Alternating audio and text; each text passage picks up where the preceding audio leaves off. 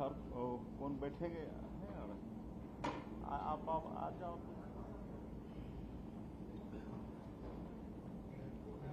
Proactive governance and timely implementation एक प्रमुख शासन मंच है। इसके जरिए प्रधानमंत्री, केंद्रीय मंत्रालय और राज्य सरकारों के बीच सीधे संवाद होता है।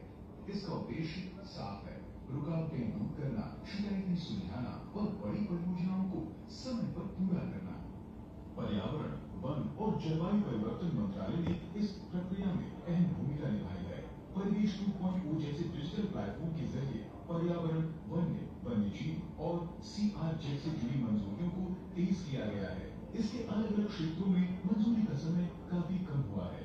प्रगति के पुश के कारण जो एक पोर्टल बना प्रगति प्रोजेक्ट्स को देखने के लिए स्पेशली, और जो बाद में सबके लिए रोल आउट हुआ, वो मंत्रालय ने परिवेश पोर्टल के नाम से पोर्टल बनाया। और ये पोर्टल अपने आप में एक गेम चेंजर साबित हुआ। जिन प्रपोजल्स में किन्हीं कारणों से ऐसे कंप्लायंसेस की जरूरत थी या रेगुलेटरी परमिशंस की जरूरत थी, वो समय पे हो रही हैं या नहीं और इफिशिएंटली हो रहे हैं नहीं, उस पर काम किया गया। प्रोजेक्ट पे काम करते हैं तो ये भी जानते हैं कि इकोसिस्टम में क्या जरूरी है और कैसे इसको हम इम्प्रूव कर सकते हैं। तो मंत्रालय ने उस पर बहुत काम किया और एंटायर इकोसिस्टम को इम्प्रूव करने के लिए परिवेश 2.0 का पोर्टल लाया। 2015 से 2025 के बीच प्रगति की समीक्षा में कोयला, रेलवे, बिजली, इस्पात, सड़क परिवहन, पेट्रोलियम व प्राकृतिक गैस, बंदरगाह, परमाणु ऊर्जा और जल शक्ति जैसे अहम मंत्रालयों की परियोजनाएं शामिल रही। इससे तालमेल बना और समय पर समाधान हुआ।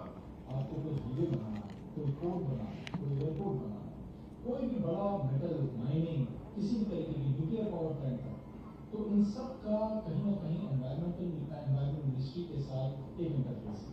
और वो जरूरी भी है क्योंकि हमने प्रकृति के साथ प्रगति, ये प्रण है और ये जिम्मेदारी है हम लोगों का। तो इस वजह से ये इम्पोर्टेंट था कि हम जो भी एक सिस्टम डेवलप करें, वो सिस्टम ऐसा हो कि जितने भी उसके स्टेक होल्डर, चाहे प्राइवेट हो, चाहे और मंत्रालय हो, चाहे और डिपार्टमेंट हो, स्टेट गवर्नमेंट, वो सब उस सिस्टम को इजीली एक्सेस कर सकें। परिवेश 2.0 में और भी बहुत सबसे बड़ी खासियत तो ये है कि जो प्रोजेक्ट करने वाली एंटिटी है, अगर वो अपनी केबल फाइल को पोर्टल पे डाले तो उसको ये पता चलता है कि उसका प्रोजेक्ट किस स्तर पे पड़ रहा है, जिससे वो ये जान पाता है कि अगर हम यहाँ प्रोजेक्ट करने वाले हैं तो यहाँ हमको फॉरेस्ट, वाइल्ड, CRZ या एनवायरमेंटल क्लियरेंस की जरूरत होगी या किस तरह की क्लियरेंस की जरूरत होगी और उसकी क्या प्रक्रिया है। प्रोजेक्ट के साथ साथ DPIIT के तहत प्रोजेक्ट मॉनिटरिंग ग्रुप भी काम करता है। यह बड़े सरकारी, निजी और PPP प्रोजेक्ट्स को तेजी से आगे बढ़ाने में मदद करता है। प्रोजेक्ट मॉनिटरिंग ग्रुप भूमि अधिग्रहण, नियमों से जुड़ी मंजूरियों और मंत्रालयों के बीच समन्वय पर काम करता है और पर्यावरण, वन और जलवायु परिवर्तन मंत्रालय के साथ मिलकर काम करता है।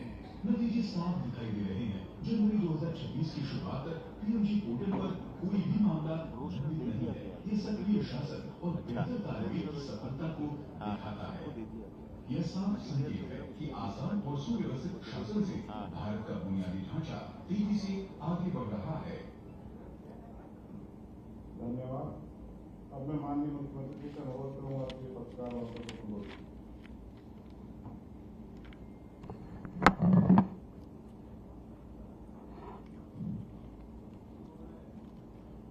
आज के प्रेस वार्ता में उपस्थित सभी हमारे इलेक्ट्रॉनिक्स और प्रिंट मीडिया के मित्रों का हम स्वागत करते हैं।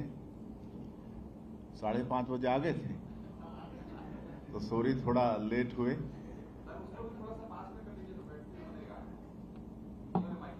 अच्छा, आप लोगों को इंतजार करना पड़ा, उसके लिए सॉरी। और आज जिस संदर्भ में ये प्रेस वार्ता आहूत किए हैं, तो इसमें हमारे रजत कुमार जी भी उपस्थित हैं, हमारे CPR रवि मित्तल जी उपस्थित हैं और उसका प्रेजेंटेशन हम सभी लोगों ने देखा है। और आज का प्रेस कॉन्फ्रेंस प्रगति डिजिटल प्लेटफॉर्म को लेकर है।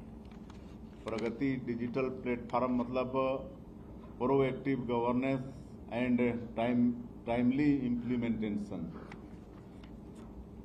आप सबको विदित है कि हमारे देश के यशस्वी प्रधानमंत्री श्री नरेंद्र मोदी जी के नेतृत्व में लगातार देश में सुशासन बढ़ रहा है और उसका असर एक एक देशवासियों के ऊपर भी देखा जा सकता है। आज की इस प्रेस वार्ता में ये जो प्रगति डिजिटल प्लेटफॉर्म है,